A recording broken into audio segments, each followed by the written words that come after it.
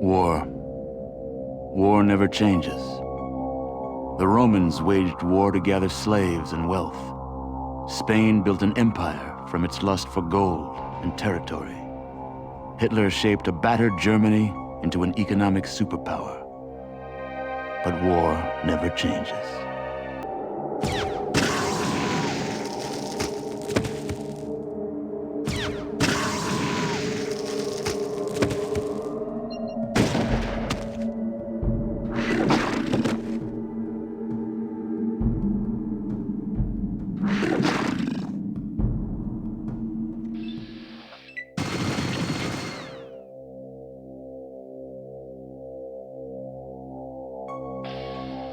Your bones are scraped clean by the desolate wind. Your vault will now surely die, as you have.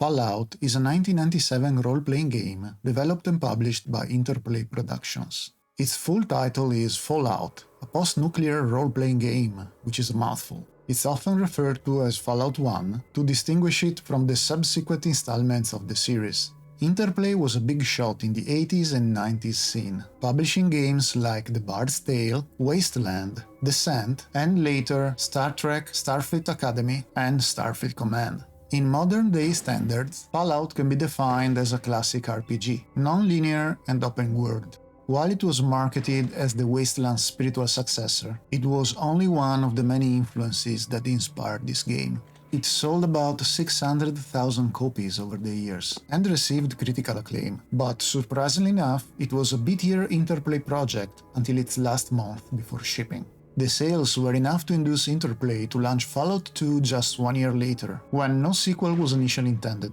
While the general public may be familiar with Bethesda's Fallout 4, well, there's a number there. This is the game that started everything, and it's a CRPG. To give you an idea of my approach, I usually go all in when playing a game. I commit fully, striving to explore every aspect through completionism and multiple playthroughs. That being said, I understand that these experiences are subjective, and what is enough for me might be too much for somebody else and not nearly enough for another person. In Fallout, there are no achievements to unlock, but I did 6 playthroughs of this game, spending a little over 60 hours on it. I tried to experience everything the game had to offer from my point of view. I'm sure there is more, like doing a full Iron Man run, meaning no reloads. If you die, you start over and accept every outcome. I didn't do that because it felt like it wasn't going to add anything to my experience and enjoyment of the game. But, just to give you an idea, I tried ranged builds, going solo, being pacifist, a melee build, being damn good as well as evil. I mixed and matched some of those. These are things that I felt added a substantially different experience for me. Of course, all of this is subjective, and I strongly support you in trying playthroughs different from mine that are going to add to your fun. Doing some math, you may think the game requires 10 hours to complete, but it's not as simple as that. It's not a very long experience once you know what you need to do. But a first run might require about 25 hours, depending on how much of a completionist you are and whether you're following a guide, which may be useful if you know nothing about the game. The pacifist run, on the contrary, took me about 6 hours. I know some people finish the game in just a couple of hours. It may be quite short if you know your way around. Your mileage may vary greatly. If you feel lost, which might very well happen with older games that don't hold your hand like modern ones, I strongly suggest using a walkthrough or a guide. There are plenty of them on the internet for the most common types of characters and playthroughs. The game also comes with a manual in PDF. I know it's very old school, but it helps reading at least some parts of it. Fallout's main and secondary quests often have distinct ways you can approach them, and how you complete those makes all the difference in your experience. I dare to say Fallout is a seminal game for all the RPGs that came after it. Baldur's Gate came the next year and sold much more due to its Dungeons & Dragons license. But commercial success is not the only factor I like to consider. I also want to include how influential a game was. To me, it's relatively pointless to try to find which game implemented a certain feature first, because video games, like literature, music, and other forms of art, are a continuum. While genres and currents certainly exist, those boundaries are blurred. Fallout is not the first non-linear RPG, nor the first open-world game, nor the first post-apocalyptic game. Some of these features can be found in earlier games, like Wasteland or the Ultima series, but Fallout was influential in the way it presented itself through the narrative, the violence, the dark humor, the soundtrack, and even the color palette. Another point I want to make is that I'm not going to talk about this game through nostalgia lenses, because I never played it in 1997. I don't know why I didn't, I was a teen back then, and Fallout completely flew under my and my friends' radar. While CRPGs are probably the type of games I play the most, I experienced it for the first time a few years ago, and at the beginning I had a difficult time with it. The journal doesn't even explain what you have to do. You'd better take notes on your first playthrough. If you forget something, like I always do, you'll find yourself searching the internet for an answer. I also want to point out that the original Fallout producer and lead programmer, Tim Kaine, has a YouTube channel with a whole playlist dedicated to Fallout. You can get a lot of behind-the-scenes information about this game from his notes and point of view. He was one of my biggest sources for this video, though not the only one. Thanks to his openness and his channel, I'll probably never find so much material about a single game again. And let's be honest, the successful TV series revived the entire game series as well. Since this is a 27-year-old game, I'm not going to be too picky about spoilers. While I try my best not to reveal them, you might find minor ones here and there, like faction names and so on. Without further ado, let's dive into it. The first question that might come to your mind is a 1997 game going to run on a modern machine? The answer is yes for the Steam version, and most likely also for the Good Old Games one. It comes with the Interplay 1.2 white label version, meaning it's already patched to version 1.2, the latest patch the game had. And there are no children in the game. There was a whole drama around the fact that you could kill children, and the censored version came out for the UK market. This being a Bethesda Softworks re-release, I imagine they chose to go with the safest version possible worldwide. There are ways to uncensor the game, but I didn't feel the need to murder children, and I haven't explored the option to gain the child killer reputation. The game also comes with a high-resolution patch, but I found it unusable. At high resolutions, everything is so small it's unplayable, and there are instances where you need to go pixel hunting.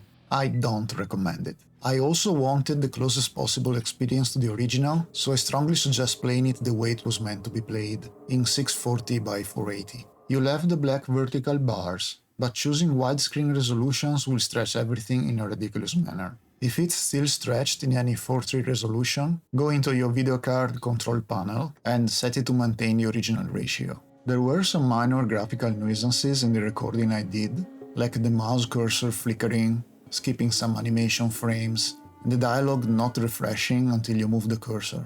I don't know what exactly caused that. I only suspect something related to the rendering method used by the game and OBS not liking it. I tried different recording settings to no avail. I researched the problem extensively, but didn't find any solutions. It is what it is, but I assure you that it works fine during gameplay. So, if you're not going to record it, it runs fine. I've never experienced a crash. The mildly annoying part is the save system. You have 10 slots you can use, and you can designate one of them to be your quick save. Two problems here. Quick save is F6 and quick load is F7, so you're going to press the wrong button sooner or later.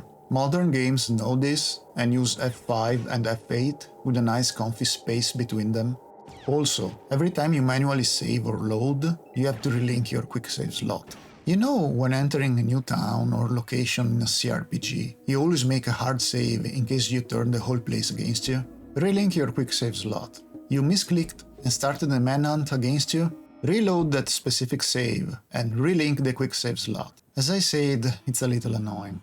Also, having more than 10 save slots is mandatory nowadays, but I think it was a memory-related issue for those days' machines. You can manually copy and rename the saves folder, essentially backing up your 10 saves, but that's a practice usually reserved for archiving your character before starting a new playthrough.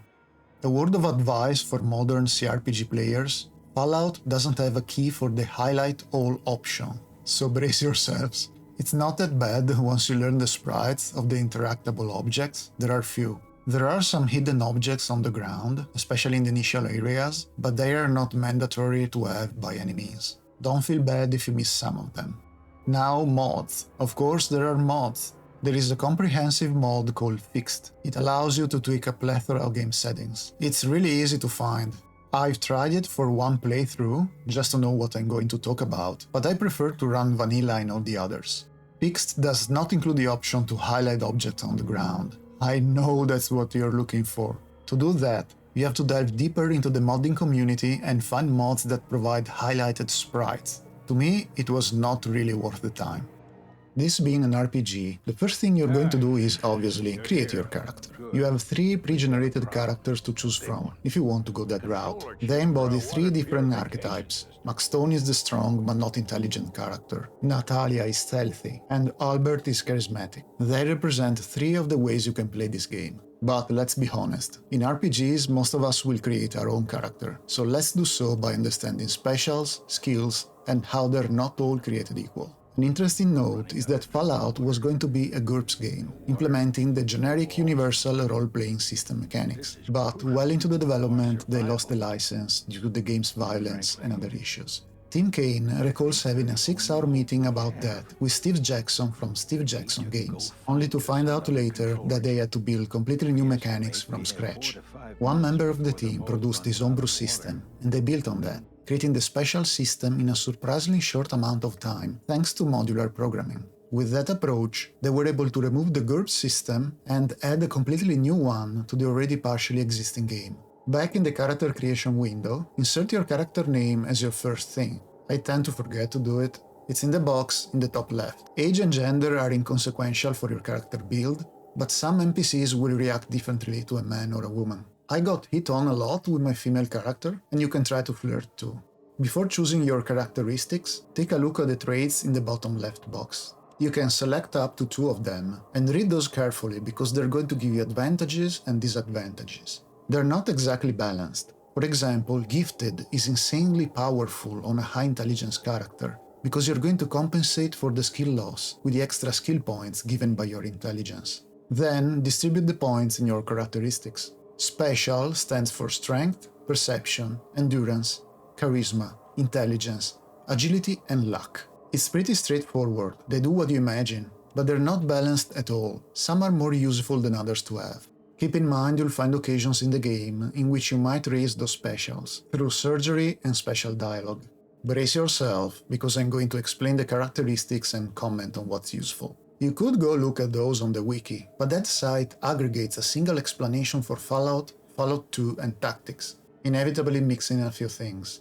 I did my best to extract meaningful information from there and from Tim Kaine's own development notes. So here we go. Strength influences your unarmed and melee skills, meaning it raises them, and it's important primarily for your carry weight and for meeting weapons minimum requirements. It also increases your hit points. If you're weak, you'll be less precise in trying to hit somebody with a sledgehammer. It's pretty simple. Tim Kaine says in his development notes that strength also increases the range of thrown weapons, but to be honest, a thrown weapons build is not the greatest. Weapons like spears and throwing knives are few in number and not easily available, not to mention the low damage. Chucking grenades is fun, but there are not a lot of them. Perception modifies the skills First Aid, Doctor, Lockpick, Traps. It also improves your sequence, meaning you'll go earlier in combat. It's basically what other games call initiative. It also reduces the penalty for long shots with ranged and thrown weapons. Endurance impacts the outdoorsman skill, total hit points, healing rate over time, and the base resistances in radiation and poison. Those resistances can also be increased by consumables and armor. It also reduces the chances of higher radiation poisoning. You'd get sick more slowly if you have high endurance, and lowers the effects of some criticals you receive in combat on the Vault Dweller. I have to say I very rarely received a critical hit from enemies. Super mutants with miniguns are a notable exception. Charisma controls the speech and barter skills, the reaction NPCs would have to you. They have a base reaction given by your charisma, and it will be adjusted by your actions and your reputation. The limit to companions based on your charisma score was not implemented in the first game, but in the second one. This is why it's not a good idea to mix together Fallout 1 and 2 specials descriptions. To be fair, charisma is not very useful in this game. Intelligence directs the first aid, doctor, science, repair, and outdoorsman skills. Increases the number of skill points you get every time you level up, becoming one of the most important skills to have and being a huge problem for dumb characters. It also modifies some dialogue options and controls how long it will take to read a skill book. Agility affects the small guns, big guns, energy guns, unarmed, melee, throwing, sneak, lockpick, steal and trap skills. Holy moly. Increases how many action points you get in every round of combat and your armor class. You already understood how this is another really important characteristic to have. Finally, luck is the base attribute for gambling and increases the chances of critical success with any skill, both inside and outside combat. Also, decreases the chances of a critical failure in combat and break ties with two combatants that have the same sequence number. Increases the chance for a special random encounter on the map to appear, but, this is interesting, some of those need a minimal luck score to manifest. As you probably already figured out, intelligence and agility are the characteristics that grant you a way more powerful character than the rest. There are plenty of character builds out there, almost everything is kind of viable, but it may impact the difficulty of your playthrough significantly. A dumb character may find NPCs straight up refusing to give them quests, or a low agility one may find combat really difficult due to the lack of action points. The skills are pretty self-explanatory, so I'm only going to tell the tale of the less clear ones, dividing them on a macro category basis, like tradition does. It makes sense to me, it's a good way to remember them. Also, keep in consideration that every skill has a different usefulness in the game, meaning some are better than others to have. When you level up, you'll be given your intelligence score times 2 plus 5 skill points. You can choose 3 skills to tag in character creation, and those, other than starting at a higher value, will be raised by 2% instead of 1% for every point invested in them. The maximum level is 21, and reaching it requires some grinding. You'll most likely finish the game around level 14 if you do every quest and explore every location. You can also buy skill books from vendors for small guns, first aid, science, repair, and outdoorsman. Each book will increase the corresponding skill until it reaches 91%. There's a formula for that, but I don't think it's really necessary to know it. Reading skill books requires time, so I suggest keeping an eye on the day's limit for the first part of the main quest. Pass time reading your books when you won't be on a timer anymore. Skills can also be raised over 100%, but it's usually not worth it except for combat skills. A lot of skill checks will be capped at 95% by the game anyway. Raising a weapon skill over 100% will marginally help with external factors like distance from your target, so use your own judgment on this. The combat skills are small guns, big guns, energy weapons, unarmed, melee weapons, and throwing. In my mind, they're pretty clear, with the only clarification that small arms refers to any weapon that uses bullets, and it's not a minigun. Pistols, shotguns, and sniper rifles all belong to this skill. Keep in mind that big guns and energy weapons become available only in the late game, so maybe don't choose them as your initial weapon skill. The active skills, meaning the skills you have to actively trigger, are first aid, doctor, sneak, lockpick, steal, traps, science, and repair. These skills presented in the skill decks. First aid helps in healing yourself out of combat, and you can use it 3 times a day. Doctor helps with your crippled limbs, but they never happen on my characters in my playthroughs. They are mostly a consequence of cold shots, and enemies never do them. I don't find any of those 2 skills useful. Sneak, lockpick, and steal are pretty self-explanatory. I will only say that sneak is very finicky, doesn't work if you're running, and you'll most likely have the always running option on. It will require you to shift-click to walk, you'll forget about that, sneak gone. You'll need to buy the silent running perk to avoid this, so it's costly. Assassinating people from stealth is really difficult to achieve, unless you plant some kind of explosive into their pockets, but that also includes stealing, so it's a nope for me. Lockpicking is very useful instead. Fallout is full of locked containers with interesting stuff in them. You'll also find lockpicks, traditional or electronic ones. They will increase your success chance by 20%. They might break or you might jam a lock, so rely on the ancient art of safe scamming for lockpicking. Electronic lockpicks work on mechanized doors, like the bunkers or military base ones. Stealing is also finicky because it's capped at 95% on checks. Success depends on the victim's direction they're facing, perception, and the size of the object you're trying to get. And when you fail, the entire area turns on you, so it's usually a nope. The trap skill is not a very useful one either. There are a few traps in the game, and they won't damage you too badly if you wear decent armor. Science and repair have decent uses, especially on certain quests, but remember you can raise them with books. Science is used on computers, repair on anything else that's mechanical or electronic in nature. Finally, the passive skills, meaning those the game uses for you, are speech, barter, gambling, and outdoorsman.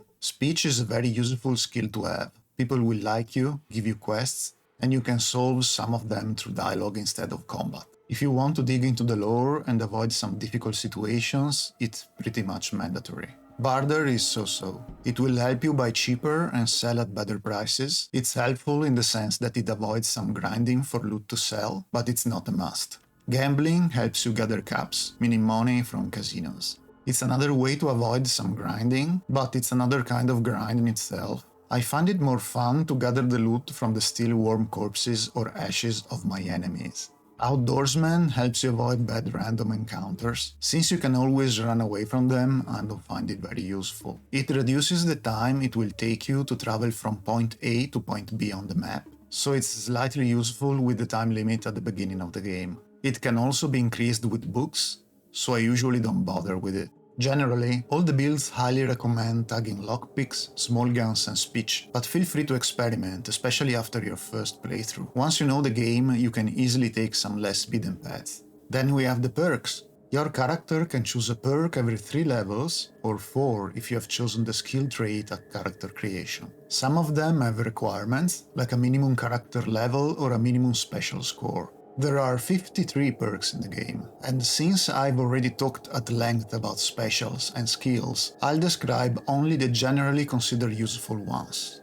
Not all perks are created equal, so keep that in mind if you want to explore different builds. Awareness is the perk you usually take at level 3. It requires 5 in perception, and it will tell you all sorts of information about your enemies when you're in combat, such as their amount of hit points, what weapons they're carrying, etc. It's useful to have. Bonus move requires a minimum level of 6 and 5 in agility. It will grant you 2 extra points to use only for movement. While it can superficially seem mediocre at best, it's actually pretty useful for positioning or fleeing from combat. Bonus hand-to-hand attacks requires level 6 too and an agility of 6. It's mandatory for melee and unarmed characters, reducing the action points cost of every attack by 1. Better criticals gives you a plus 20% on the critical hit table, meaning your criticals will be stronger, and also gives you the possibility of an instant kill. It requires level 9, 6 in perception and luck, and 4 in agility.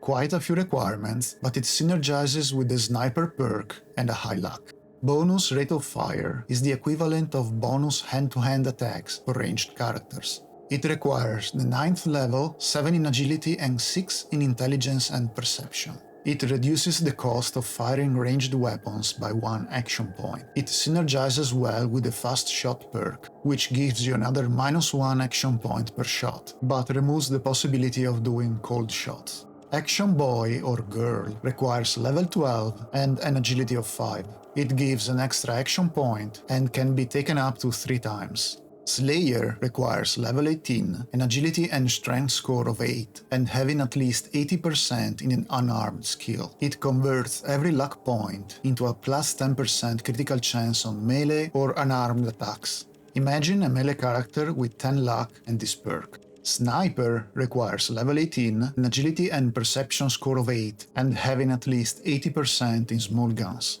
You've probably figured this one out by the requirements. It's the equivalent of the Slayer perk for ranged characters. It gives the same advantages, so imagine what a sniper with 10 luck and better criticals can do.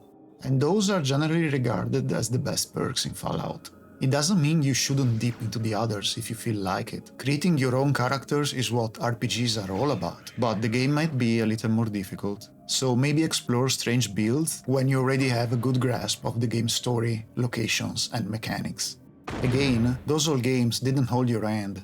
The game itself is open world. I've witnessed intense debates on the internet about what really constitutes an open world, or what it should be, arguing about aspects like seamless exploration, but that's not really the point. In Fallout, you'll be thrown out of Vault 13 and you can go pretty much wherever you want. If you encounter an area you're not equipped and leveled for, it's your problem.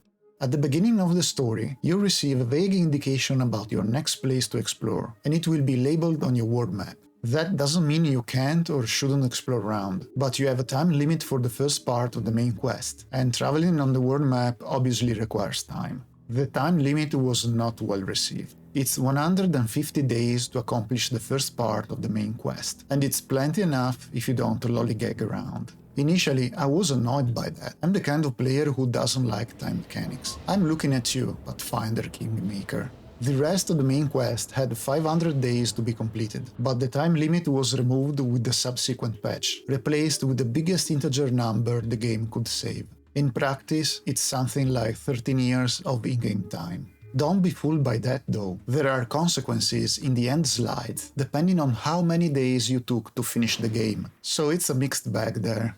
The world itself is built on a certain number of areas you can explore, important for the main quest or completely optional. To move from one area to another on the map, you'll make use of the world map, which will display the path you're currently taking.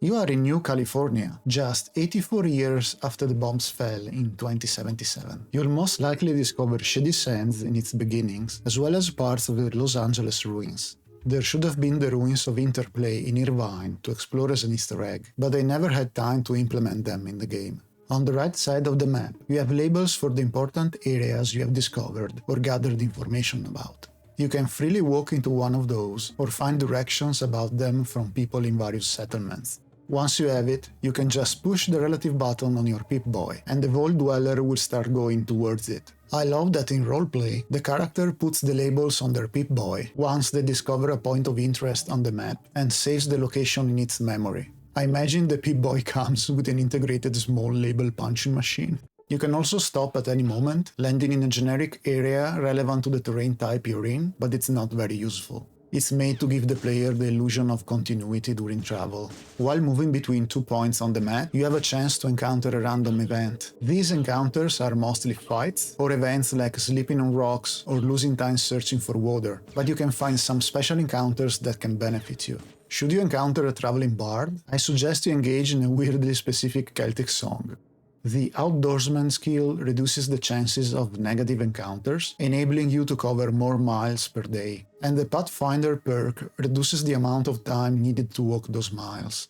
Fight encounters depend on the terrain type they occur in and the map region. The terrain types are desert, mountain, city, and ocean. Ocean actually refers to the coastal region, right next to the Pacific, mostly the Los Angeles area. In these fight encounters, you may face mutated animals, raiders, ghouls, super mutants, and so on. They were introduced to communicate to the player that the post-apocalyptic world is dangerous to travel, and they do a good job at that. Mechanically, once you have an encounter, the game checks to see if you happen upon a special one. These special encounters depend on your character's luck and on the Explorer perk, which increases the chances of getting a good one. There are 6 special encounters I'm going to describe now. So in the slight chance you haven't played this game before, skip to the next chapter. When the game rolls to see what special encounter we find, we have a 30% chance to get a big footprint one. A guy squished by a giant Godzilla footprint. We get a stealth boy out of that and we'll never see the giant monster. Then we have a 20% chance to find all the following. Talking Brahmins, it's just a humorous Easter egg with mutated cows saying, "Moo, I say." It comes from a multi-user dungeon experience Tim Kaine had while playing those games in the 80s. Developer's humor, I guess. The used car salesman, a crazy guy with a shack in which you can find a BB gun, exceptional for critical hits in the eyes. The TARDIS, another Easter egg and a throwback to Doctor Who. The crashed flying saucer, with one dead alien having a painting of Elvis and the other one holding the legendary alien blaster, arguably the best weapon you can get in the game. Finally, with a 10% chance, we can find an old Nuka-Cola truck that we can raid for a lot of caps.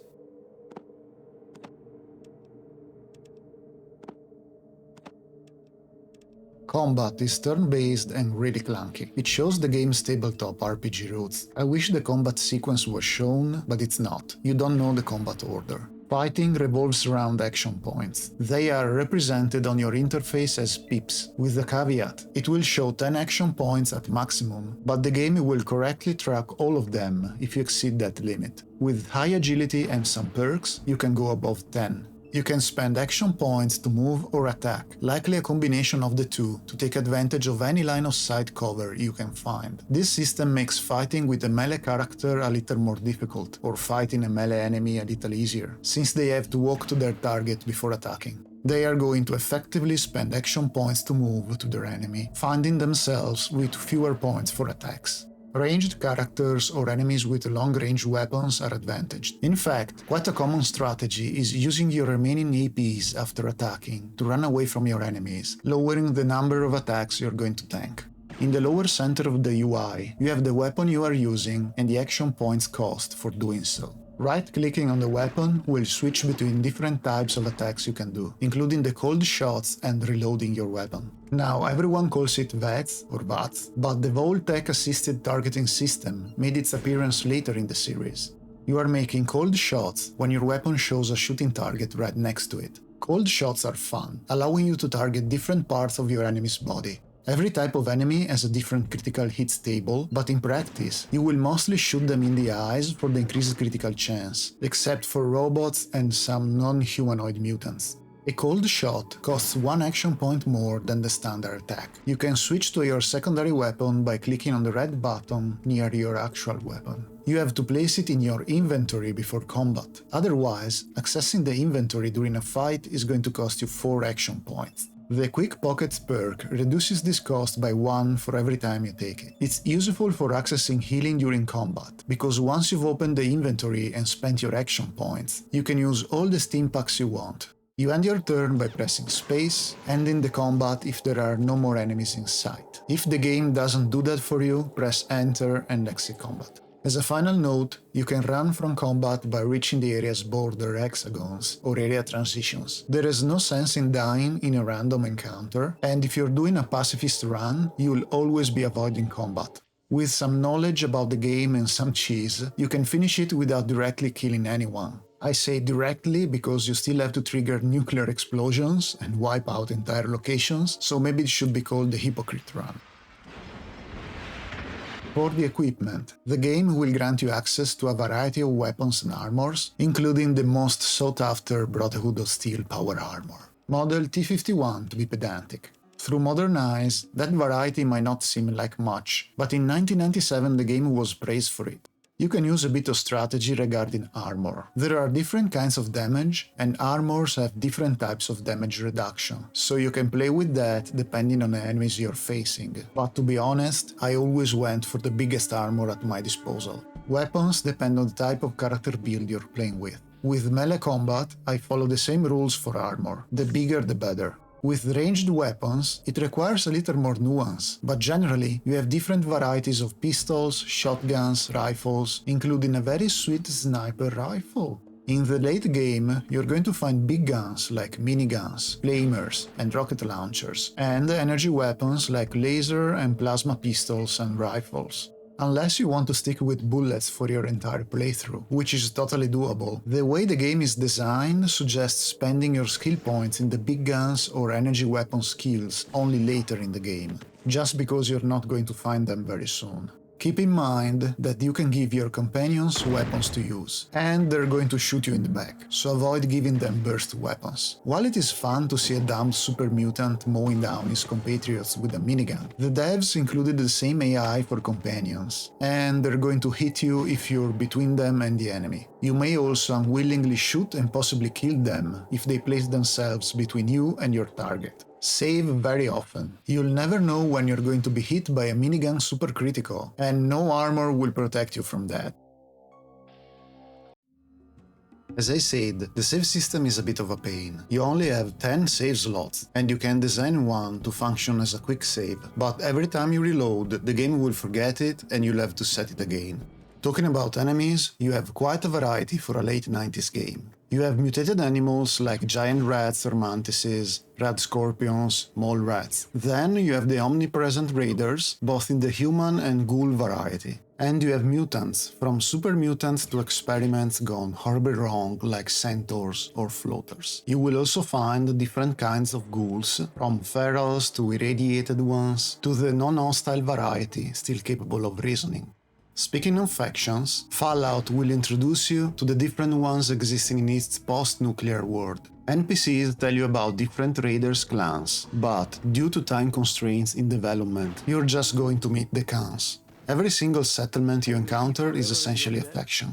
You have a reputation score with them that starts at neutral and changes depending on your actions. You also have a karma score that will go up when you do good things and down when you do evil deeds. The game is essentially built around solving quests by helping people out, so it's easier to gain karma than to lose it.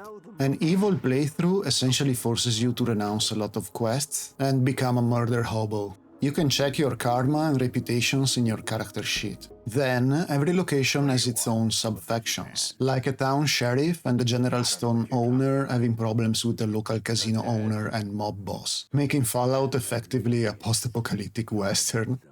Those sub-factions are not tracked on your sheet, but how you deal with them will generally change your overall reputation with the whole location. In the hub, the major trade center, you encounter different organizations, some of them at odds with each other. The caravan houses, like the Crimson Caravans, the Fargo Traders, or the Water Merchants, all organize caravan routes you can help defend to earn some cash. They all have various possible random encounters at different difficulties, ranging from raiders to deathclaws. You also find underground activities, some more criminal than others, willing to pay you for stealing or killing, and the local police trying to stop them.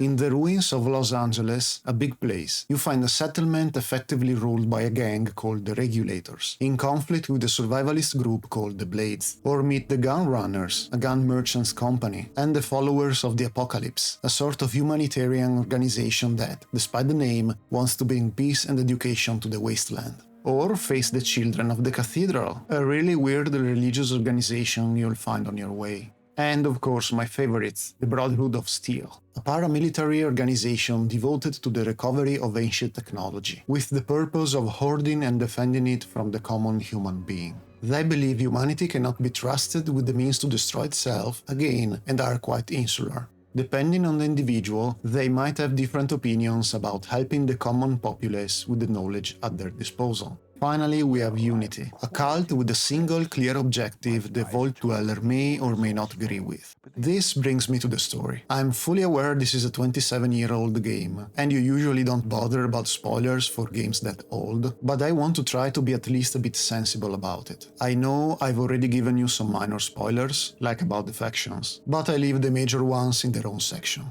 So this is the part where I only talk about the beginning of the game. The next one will be the full story section. I don't know, maybe you want to play the first Fallout after watching the TV series and you know nothing about it. So, your character is the Vault Dweller, a person raised in a vault. Vaults are essentially self-sufficient nuclear bunkers, in which some lucky people saved themselves in 2077 when the bombs fell. There's more to it, but this game doesn't get too deep about the Vault's story. It's been developed later. In the devs' original intentions, they were prototypes to test a spaceship viability, but later games strayed away from that, so this isn't a spoiler, technically. 84 years later, and generations after the Great War, the water chip of Vault 13 breaks, making it impossible to purify water for the residents. Usually, no one enters or leaves the vault. They are an enclosed and self-sufficient community. However, the overseer of Vault 13 has no choice but to send some people to the outside, hoping they'll be able to find a new chip. You have an estimation of 150 days before they run out of water, so you better hurry. He gives you minimal supplies and an indication from the Vault's records about where Vault 15 should be, hoping they have a functioning water chip to spare. If you play a dumb character, this is particularly hilarious. Why should the Overseer even entrust us with such a critical task? In my headcanon, when I played a low-intelligence character, it was a ploy to get rid of us. Anyway, you're way underprepared for the task ahead of you. You'll encounter plenty of enemies and machinations on your journey, and you'll find yourself dealing with a devastated world full of survivors. And not all survivors are nice. This game is non-linear, so the order of many events after leaving Vault 13 is determined by your actions. This section contains story spoilers, so skip ahead if you haven't played the game yet. The main quest has 3 plot points: finding the water chip for your vault with a time limit of 150 days, then dealing with the mutant army and the master. All I hear is only laughter. Master. These last 2 parts initially had 500 days to be completed, later modified to 13 in-game years, but that's not entirely accurate. You won't lose the game, but depending on how many days you take to finish it, some settlements may survive or perish due to the mutant army. Also, you can choose to deal with the master first and their army later, again in a non-linear way. The ending slides will reflect this, but quite a few of them are bugged. To be honest, it's a bummer when you fail to deliver the results of the player's choices. It recently happened with Warhammer 40k Rogue Trader 2. However, today's games have the luxury of many subsequent patches to fix those kinds of problems. Anyway, the following is what I consider the most linear way of approaching the game, including both the main and secondary quests. Consider that the Vault Dweller can be an evildoer who doesn't care about helping people, or simply wants to adventure alone, leaving all potential companions behind. So your mileage may vary. Some NPCs may not give you quests if you're dumb, or some missions might simply not be available depending on your actions. I would also note that for evil main characters, the typical path involves going around as a murder hobo. As I mentioned, the game has a karmic system, with positive and negative karma to be gained, but it will essentially throw good karma at you for completing quests. So, to be the ultimate evildoer and preserve your negative karma, you have to ditch some quests or abandon them at certain points, resulting in a very calculated playthrough. The evil quests are few and far between, as are the evil solutions. You will most likely make use of indiscriminate killing after taking what you need story-wise and mechanically. Even if it's certainly possible, being evil, in my opinion, is not a natural path to take in this game. There is also the possibility of going the neutral path, like finding yourself involved in a conflict between the town sheriff and the local mob boss, only to say nope, not my business, and get the hell out of Dodge. Again, it's completely doable, but you end up losing content. This is actually quite common in RPGs, even modern ones, maybe with the notable exception of Tyranny. Play Baldur's Gate 3 as an evil dark urge, and watch how many quests you lose. You'll even run out of merchants to sell your stuff. The evil path in RPGs is an interesting design problem that deserves a discussion on its own. So, let's start from the beginning. We, in our character's shoes, got booted out of Vault 13 with a mission, a direction based on vague information, and insufficient equipment. Those Vault bureaucrats really know how to not get things done, so I guess nothing really changes even after nuclear apocalypse. On the road to Vault 15, going straight to it, the Vault Dweller finds Shady Sands. It's a small, peaceful settlement that's doing relatively well for itself, self-sufficient through agriculture and farming, and usually strong enough to deter raiders. There we meet Ian, a former caravan guard who's recovering from his wounds, and we convince him to join us. Distrustful of strangers, the locals open up a bit when we help them with an increasing Red Scorpion problem. It's the classic RPG route. Make people like you by solving their issues. Picking up some rope, one of the adventurer's best friends, we head out for Vault 15. If we talk to everyone, we learn that the place has been abandoned. This is a bust. The place was destroyed decades ago, and is now inhabited by aggressive, mutated fauna. There's also a cave-in, preventing us from reaching the core of the vault. A little discouraged, and with slightly better equipment we managed to scavenge, we find out that the town's leader daughter has been kidnapped by the Khans, a raider gang. Willing to help again, we vow to free the girl from the bandits. There are a number of ways you can proceed here, from challenging the gang leader in a one-to-one fistfight, to intimidating him, to buying the girl out of slavery, to infiltrating the camp and lockpicking or blasting the cell door, to utterly slaughtering the raiders. I prefer the latter. You might even ignore the quest completely or join the raiders, with repercussions in the end slides. There is also a crazy solution involving having 9 luck, 6 intelligence, wearing a leather jacket or using a stealth boy, and passing a charisma check to convince the gang boss you are his father's ghost and order him to release Tandy, the girl we're looking for. I don't know how they came up with this last solution, but imagine a company Friday night with a lot of booze. Shady Sands locals talked about another settlement to the south, Junktown. Maybe they'll know something about a place with a water chip. We're really grasping at straws now, so we head towards it. When we get there, it's past sunset, so we can't enter the town. We camp outside, hoping nothing will hit us during the night. When the sun finally rises, we are allowed entrance on the condition that we keep our weapons holstered and use them only for self-defense. We agree to that and head to the general store. We talk to the owner, who is also the town mayor, and he doesn't believe us when we tell him we're from a vault up north. Fine, it was a joke. Aside from the metal armor we looted, we dump almost all of the raider's stuff on him, make some caps, and say our goodbyes. However, a random person enters the shop and tries to kill the mayor. He shoots the sheriff, but doesn't live to sing the tale. Having helped Killian, the mayor, defend himself, we're now in his good books. He asks us to go to the local mob boss, the casino owner, and plant a bug.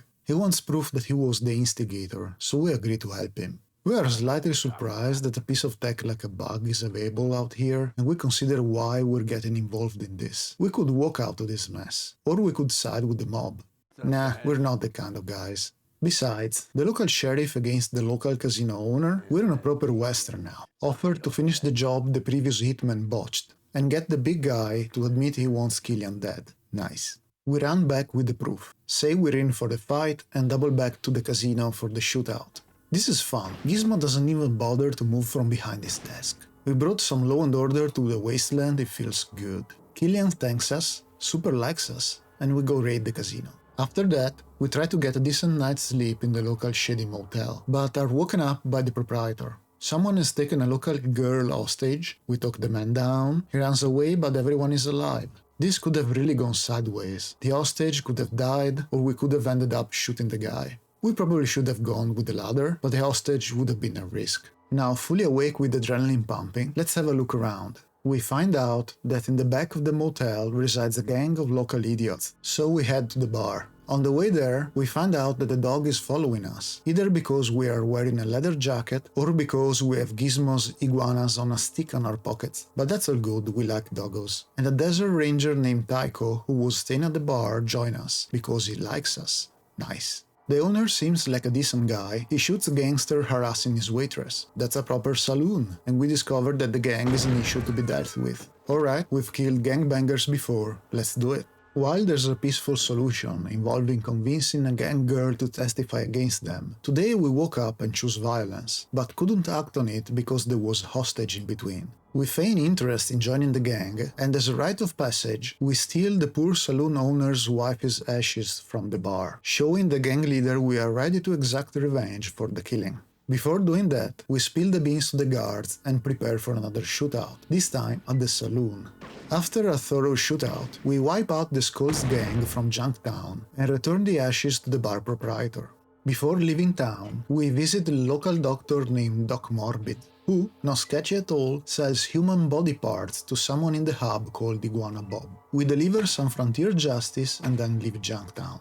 We go to the hub, the biggest trading center in the region. They have to know about the water chip in there, for sure. The place is huge and full of stuff to buy and people to help, jobs to complete. We help a farmer who has been evicted from his property by some raiders. We drop by a street food seller named Iguana Bob and tell him that we know what he's doing. He's basically nonplussed. The hub police don't even seem to care, and if we kill him, we end up being the bad guys. So I guess we can't fix everything.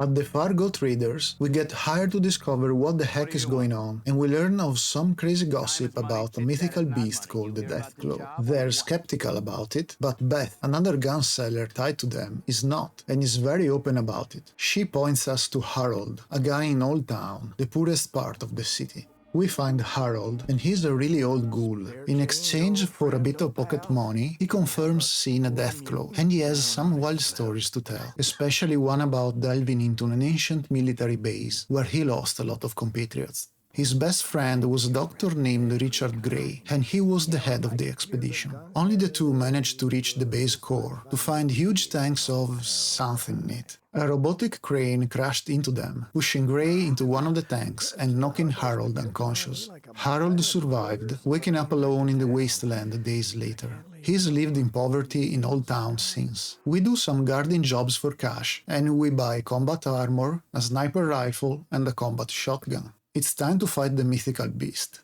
An eccentric individual outside Harold's place takes us to the caves where the Deathclaw was seen. And boy, it's an encounter.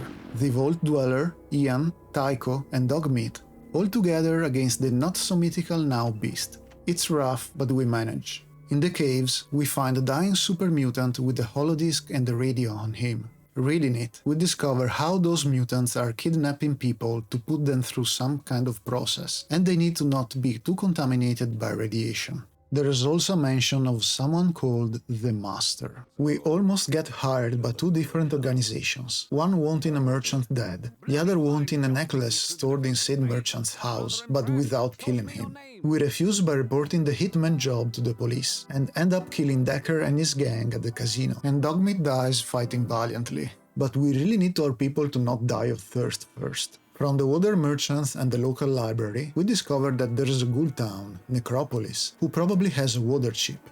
Killian mentioned it too, but now we have confirmation, let's go. Buy some better weapons and armor from a guy in the old town, possibly arrange a water delivery to Vault 13 from the water merchants to buy some time, then let's motor. Necropolis is Feral Ghoul's central. Those guys are rabid, and the place is so utterly destroyed that the surface is in almost complete ruin. We need to move through the sewer system. In there, we find some ghouls that are not rabid yet, and they tell us about the authoritarian leader that rules the city, Seth. They tell us about a vault under the ruins, Vault 12, but gently ask us to not remove the chip before fixing their water pump or they'll die. We strike a deal, recover the repair parts, they even teach us how to fix the pump through some books. The authoritarian ghoul leader asks us to deal with the mutants occupying his town. We're good to go. Or not really. The watershed is protected by some huge mutants. Thankfully, they're not really bright, so we can make them believe we're not humans at all, and we don't need to go talk to their chief. That was close. We get in, fix the pump, free a ghoul prisoner for kicks, and get into the vault. More feral and irradiated ghouls to deal with, but we finally grab the friggin' water chip. Feeling pumped, pun intended, we do a test run and destroy the huge mutants. Cool. Seth rewards us for freeing his town from the super mutants. But you know what? We like the peaceful sewer ghouls, so why not murder hoboing Seth and his gang of evil ghouls? Feels good. Now we really need to run to Vault 13. We meet some adversities on the road, but manage to go back and even solve a problem with a water thief. We deliver the chip. The Overseer is grateful, but now we need to deal with those super mutants. They are a menace. The Vault won't ever be safe with an army of these around. Okay, I guess. We record everything in the Vault library. We don't know where this master is, so we're back to some interesting places we discovered working with the caravans. The Brotherhood seems formidable, and they can pack a punch, so we request to join them. They send us on an errand mission. We have to recover something from a heavily irradiated place. What? Alright, back to the hub. The Old Town arms dealer sends us to a contact of his that sells drugs, and we buy radiation meds. Now we're ready. We take the long trek to a place called The Glow. This place was bombed to Kingdom Come. Let's chuck some of those meds. With the help of another of our trusty ropes, we lower ourselves inside it and find a corpse clad in power armor, holding a keycard and a holotape. Interestingly enough, in the recording, the armored dead man signs himself as Sergeant Allen, a military rank. The mission is done, but there is more in here. We keep exploring, discovering 6 levels in total, accessible with additional keycards we find. Retrieving some old recordings given by a surviving Old World AI, we find out that the Glow was a pre-war research facility in which they were studying a mutagenic virus. The research was promising and put under military scrutiny. Just before the war broke out, the virus was renamed FEV, Forced Evolutionary Virus, and relocated at the Mariposa military base. Interesting. We make the big trek to the base in the northwest, only to find out it's teeming with super mutants. We backtrack to the Brotherhood, get admitted due to us delivering the old holodisc and passing the test by surprisingly surviving the mission, and undergo some melee combat training. We're an initiate now. From the Brotherhood I described Bree, we gather a lot of information, especially about the Brotherhood of Steel objective and about super mutants. She got her hands on a corpse and performed a comprehensive medical examination on it. She discovered a lot, including how they're infected by a pre-war experimental virus and how they are sterile. We're starting to put the pieces together. In the bunker training room, a knight named Talus thanks us for freeing the initiate in the hub, and of course, we choose to don the T-51 power armor as a reward. The bunker also has doctors selling sweet implants upgrades for us, so we sell everything we have that we don't strictly need and get pimped, at the expense of a lot of recovery time. It's time to go to the Boneyard. It's part of Los Angeles ruins, and Editum is one of the settlements here. We can fix a problem they have with the gang, be it the blades or the regulators. We can do whatever, but after finding out the truth about Editum Mayor's son, we decide to walk the path of violence again. We eliminate every single regulator and help the oppressed locals. We destroy a Deathclaw nest, helping the gun runners. We discover the followers of the Apocalypse library and recruit Kaja, but at this point it's too dangerous to keep a companion with us, so we leave her at Editum for her own sake. If we don't know about the cathedral by now, the followers will enlighten us. We get back to the hub to buy some chemistry books from the Editum resident scientist, and he upgrades our power armor. The local blacksmith also pimps our plasma rifle. We have the turbo now. The Brotherhood elders agree to talk to us about Mariposa, and we convince them to enact a preliminary strike. They give us 3 paladins to help in the assault. We assault the base and tear through the mutants. The paladins' orders are to help us enter only, so they stay outside. We keep slaughtering mutants. We meet the Master Lieutenant, an intelligent super mutant. He's in charge of the base, and we kill him too in the most satisfactory way.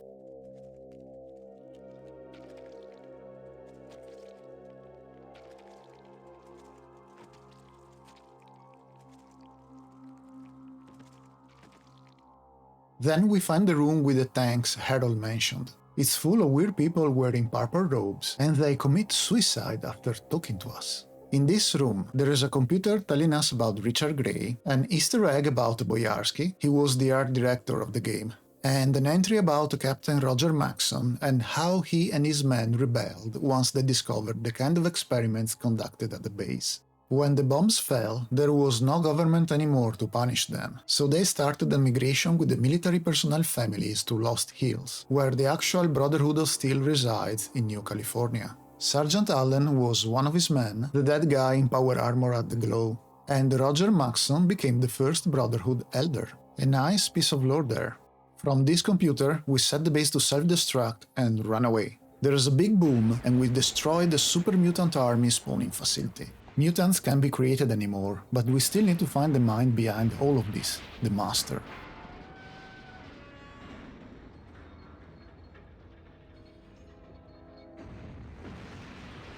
Let's finally get to the cathedral, where the desperate and nut jobs are gathering. We've heard about Unity by now, and we are free to join it or not. There are various ways to approach this, from infiltrating the cult, posing as one of them with a purple robe we picked up before, or simply destroying everything that moves. There's a vault under this place, and we find some more crazy people believing to be psychers. We convince them to give us a mechanism that should protect us from psychic interference. We can set up the vault reactor to explode, run away and call it a day. Or we can finally meet the Master. This is one of the most iconic video game antagonists of the 90s. It's Richard Gray, or what remains of him.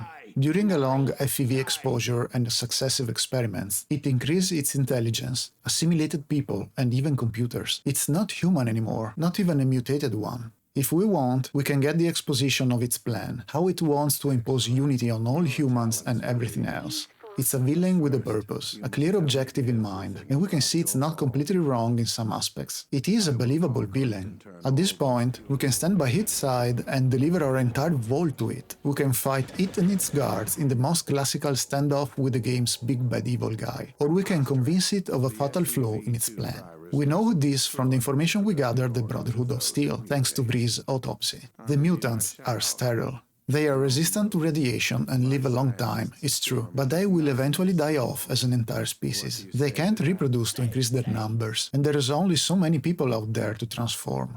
The more irradiated these people are, the less likely they'll survive the FEV mutation. The game was rigged from the start. Once the master realizes this, by asking a mythical creature like a female mutant, we never met anything like that in the game, it gets the confirmation that was needed and kills itself. We run away before the whole cathedral explodes, and we are the Wasteland's hero.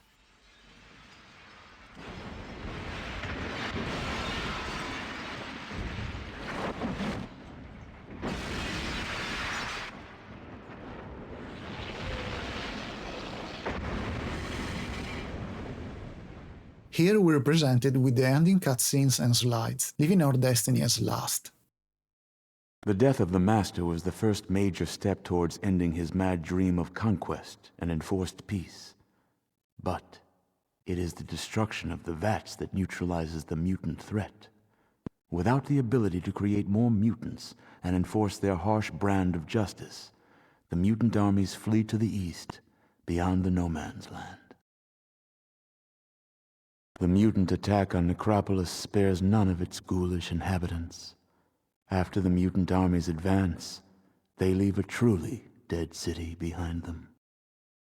The mutant armies, led into battle by the fierce super-mutants, destroy the followers of the apocalypse. Barely human carrion feeders pick over the followers' remains. The mutant army marches as far north as Shady Sands, razing the small town to the ground.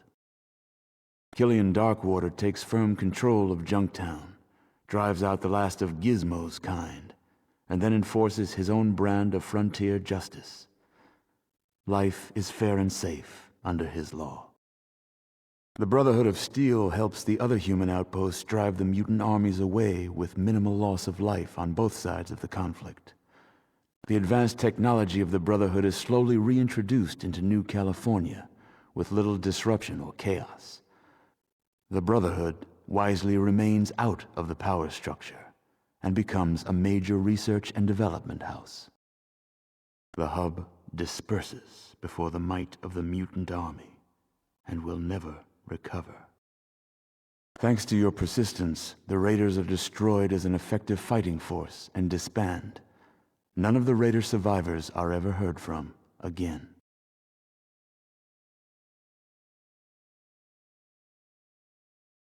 Your involvement with the various places and people of the Wasteland is well documented by future historians. Only a single question remained unanswered. What happened to you? Once back to Vault 13, the Overseer thanks us for our heroic deed, but like the true bureaucrat he is, he cannot let the status quo to change. Our mere presence is a danger, so we are banished to the Wasteland. Fallout utilizes a sprite engine developed by Tim Kaine. It's isometric in perspective, creating a three-dimensional effect for areas through its parallel projection, like most CRPGs. Areas vary in size, but are consistently bleak and barren. The entire game is built upon different tones of black, grey, brown, and yellow, effectively conveying to the player the sense of ruin and devastation in New California. Even buildings always feature broken walls or rooftops, with the only exception being underground bunkers. These can be abandoned and collapsed, bombed into oblivion, or repurposed by someone. The game uses vibrant colors sparingly, to emphasize certain elements. For instance, blue is reserved exclusively for the Vault Dweller's initial outfit, making them stand out conspicuously in their surroundings, and highlighting their status as a newcomer from a functioning vault. Red is used to depict flames or pools of blood, of which there are many, while purple or green denote discharge of energy weapons. White or light grey represent metal armor or high-end weapons, drawing attention to them. Some of the death animations are notably graphic and violent for being the 90s. A day and night cycle exists in the game, which affects gameplay depending on the hour. Time is crucial in Fallout due to the initial 150-day limitation to accomplish the first part of the main quest, and this cycle effectively conveys a sense of passing time to the player. While enemies or monsters do not change based on the time of day, some settlements may restrict access, or certain NPCs may refuse to engage in conversation or trade during the night. Some NPCs may even react negatively to the sight of you wielding a weapon. When encountering an environment that is remarkably clean, such as Vault 13 or Lost Hills, players know they are in a special place. Conversely, everything outside these areas is not only broken but also dirty and disorganized, reflecting humanity's apparent disregard for their surroundings. It's like having a walk downtown nowadays. The user interface to me is a weak point of the game. While the world map is user-friendly enough, featuring immersive labels as previously mentioned, the Vault Dweller interface at the bottom of the screen is clunky but functional. Switching through different modes for the mouse cursor is done by clicking the right mouse button, and accessing iteration options for objects is achieved by holding down the left mouse button. However, while all of this is good enough to me, especially for an old game, the inventory and bartering interface present challenges. Navigating and using it can be cumbersome, particularly when trying to drag items for sale to the appropriate section. Additionally, vendors always list money as the last item, requiring players to scroll to access it each time. Moreover, the transfer of money is limited to 3 digits with a maximum of 999 caps, despite the presence of items worth tens of thousands of caps, necessitating a repetitive drag of money. The dialogue UI is fine, though it would have been nice to show when a dialogue option is the result of a successful check. But I know features like showing requirements or past checks for dialogue lines were not common practice during this game's era. In a very old way, players can also inquire about specific topics by entering keywords related to their interests. Some characters feature talking heads, and they were a notable addition to the game. These were physical models created with clay, digitized, and animated, allowing players to gauge an NPC's disposition based on their expressions. It was a noteworthy feature. Speaking of sounds, one of the first striking elements of Fallout is its soundtrack, alongside the bleakness of its world. Mark Morgan, the composer behind it, did an excellent job in my opinion. While the iconic song Maybe by Inkspot adds to its charm, it's the area-specific soundtrack that accompanies you throughout the game. From almost joyful, tribal ambient music in settlements, to anxiety-inducing tunes while exploring, and to military drum rolls at Lost Hills, the soundtrack effectively sets the tone.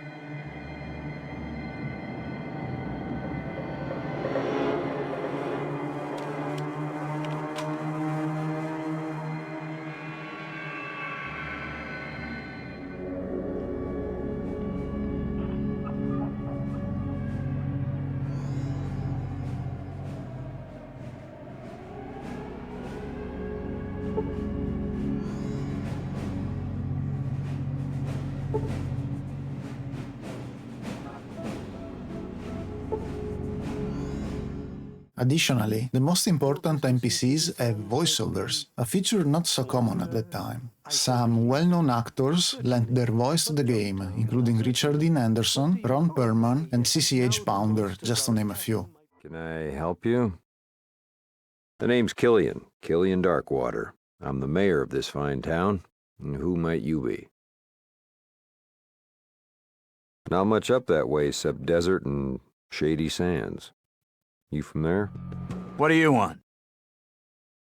Time is money, chit-chat is not money. You hear about the job or what? Hot damn, someone with guts. Done and done. Go talk with my second, Rutger, and get the details. What can I help you with? You would need some anti-radiation drugs. I have some. Take these immediately if you think you're near radiation. Go ahead. Between the nuclear and biogenic weapons used in the war, it's surprising we don't have more mutations. However, if we can hold out, everything will be okay. The sounds of the guns are quite satisfactory, but the combat-related sounds that stand out for me are the death screams, which add a visceral touch to the killing you deliver throughout the game.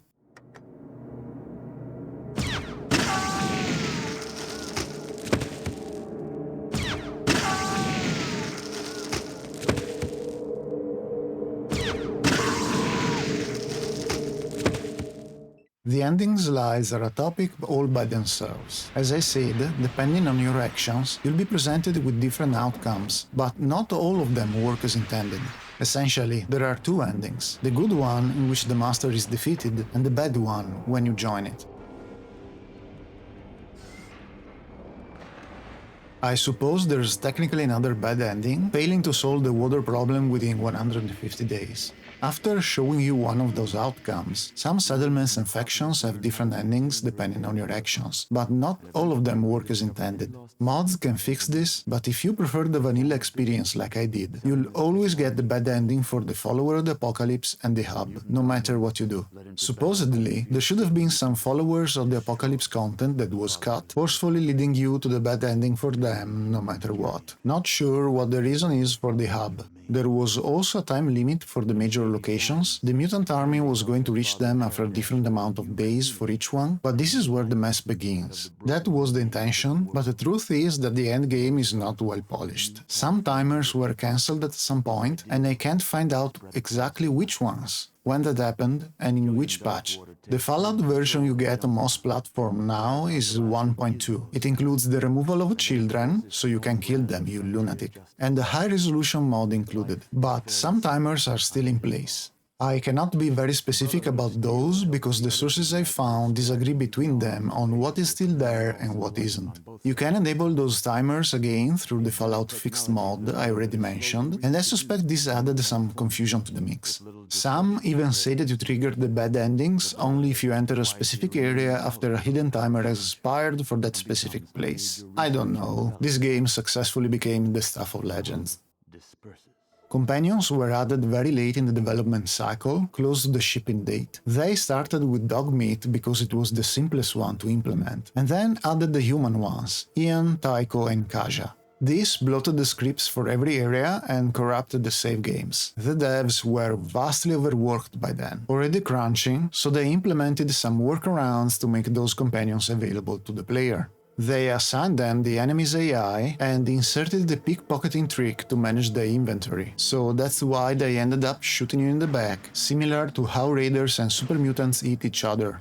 It was amusing to have that on enemies, but it was a sad effect on you. The QA department reported many bugs on the companions, and the devs were aware of them, but they lacked the time to fix them all. They solved only the most problematic ones, like corrupting save games, and the game shipped with others.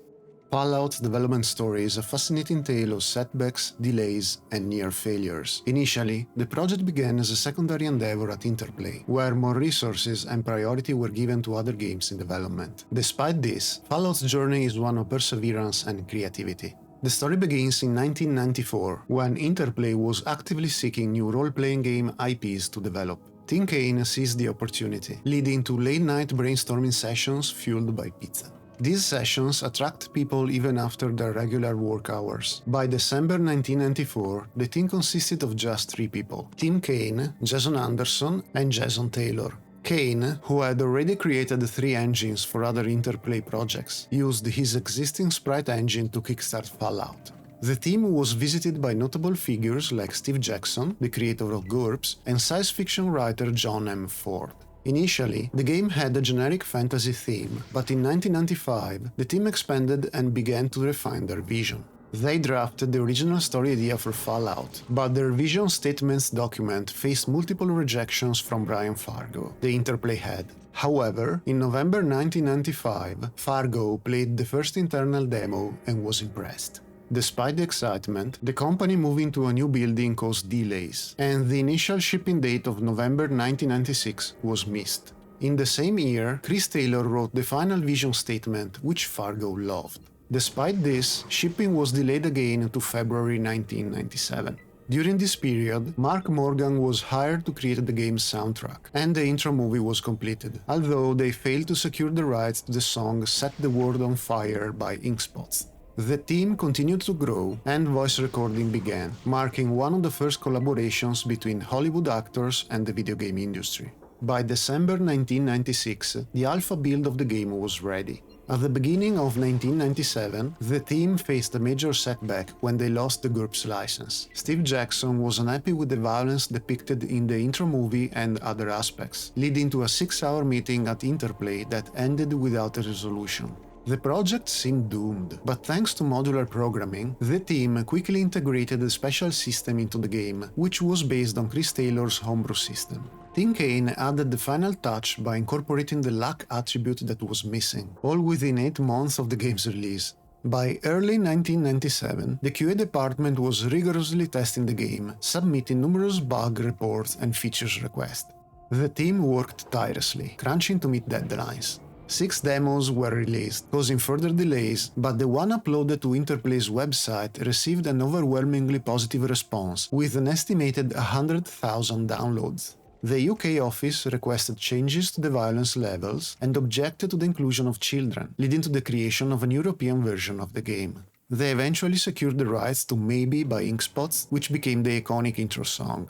Before the game's final release in October 1997, the team endured intense pressure, fixing game-breaking bugs, meeting new QA requests, and compressing sound files to fit the game onto a single CD. The iconic box cover, initially outsourced, was ultimately designed by the art director Leonard Boyarsky, after the initial design was rejected. Throughout its development, Fallout was constantly on the brink of cancellation. The project was nearly scrapped when the GURPS license was lost, and again when Interplay acquired the lucrative Dungeons & Dragons license, which was the way for printing money. Despite these challenges, the team's dedication and passion ensured Fallout's successful release, transforming a side project into a beloved classic. Contrary to popular belief, Fallout was not heavily influenced by Wasteland, a 1988 game also developed by Interplay. This misconception largely stems from marketing efforts that position Fallout as Wasteland's successor. In reality, the development team drew from a wide array of influences, with Wasteland being just one of many. Tim Kaine has cited numerous inspirations across various mediums. Among books, I Am Legend by Richard Matheson and A Canticle for Leibowitz by Walter M. Miller Jr. were significant influences, both being seminal post-apocalyptic science fiction works. The 1980s TV series The Day After, which dealt with the aftermath of a nuclear war, also played a role in shaping the game's narrative and atmosphere. Movies like the Mad Max films, Forbidden Planet, Doctor Strangelove, and A Boy and His Dog provided visual and thematic inspiration. An obscure French short film, La Jetée, which later inspired the movie 12 Monkeys, also influenced the game's storytelling approach. Tabletop games were another key source of inspiration. Gamma World, a post-apocalyptic RPG, and GURPS, the generic universal role-playing system, were particularly influential. Additionally, Wiz War, a game focused on stealing treasures from opponents, contributed to the game's design elements. Video games such as XCOM, Crusader No Remorse, the Ultima series, and of course Wasteland also left their mark on Fallout's development. These diverse influences demonstrate that a game, much like any form of art, is rarely inspired by a single source. Instead, it emerges from a confluence of inspirations, ideas, and creative movements. Let's conclude by discussing Fallout's legacy. In the 90s, the RPG scene for computer games was nearly dormant, plagued by competition and the release of unpolished products. Fallout is often credited with revitalizing the entire genre, which is a significant achievement. Its setting felt innovative at a time when most RPGs were entrenched in generic fantasy. Moreover, it focused on elements that are still highly regarded in RPGs today: replayability, a robust character generation system that allows players to experience the story from different perspectives, grey morality, and open-world gameplay. Fallout showcased the enduring potential of the genre, while Fallout 2, coming shortly after the first one, took a slightly different direction. Some preferred the first game, while others favored the second. Tim Kaine, Jason Anderson, and Leonard Boyarsky were dissatisfied with the working conditions and for being thrown into another crunch for the rushed development of Fallout 2, which was slated for publication just 1 year after the original. As a result, they left the company and founded Troika Games. They released Arcanum of Steamworks and Magic Obscura in 2001. That's a game I still have to play, but one I'm eager to explore with a fresh perspective. If you are an RPG enthusiast, Fallout is one of the games you must play at least once in your life. This is the game that started it all, and if you're a fan of the later installments in the series and the TV show, I highly suggest giving it a chance. This video comes after difficult gestation, not only for its length, but also because I faced some obstacles while recording it, both of the technical and real-life variety. If you found this video helpful, please like, comment, and subscribe. It helps me reach more RPG enthusiasts around the world. Regardless, thank you so much for watching, I really appreciate it. As always, take care of yourself and see you in the next RPG video.